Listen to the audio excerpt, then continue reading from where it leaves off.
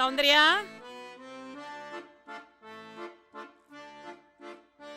Thank you ma'am. Rating மட்டும் கொடுத்துருங்க ma'am. Thank you ma'am.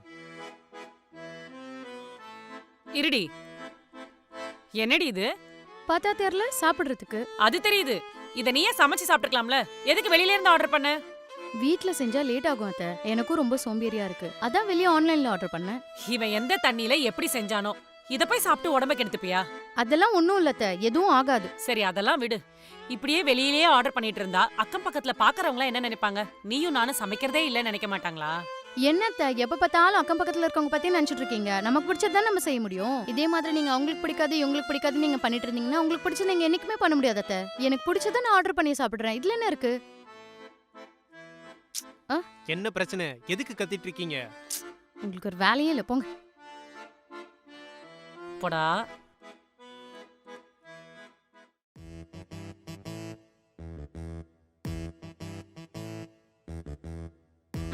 சாப்பிட்டியா? சாப்பிட்டேன் அத்தை. நீங்க? சாப்பிட்டேன். சீசன் 2 வந்திருக்கு, பார்க்கலாமா? போடு. எத்தனை எபிசோட் இருக்கு? தெரியல அத்தை, இப்பதான் பார்க்க போறேன்.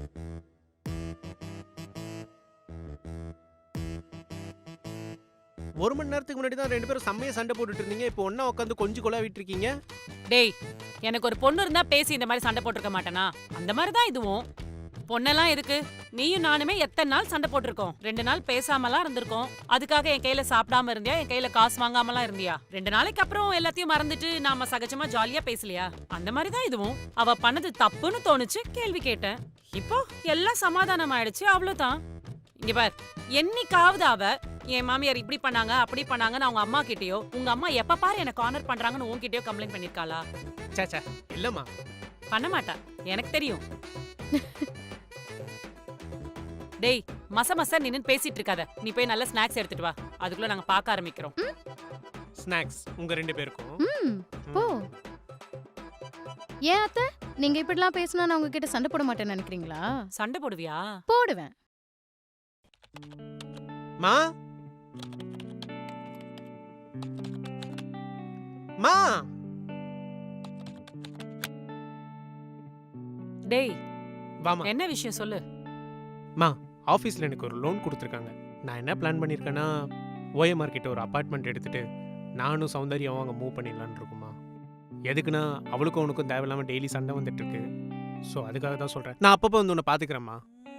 தனியா போலான்னு யோசிக்கிறீங்களா? மா அப்படி இல்லைம்மா, நான் ஊ நல்லதுக்கு தான்மா சொல்கிறேன்.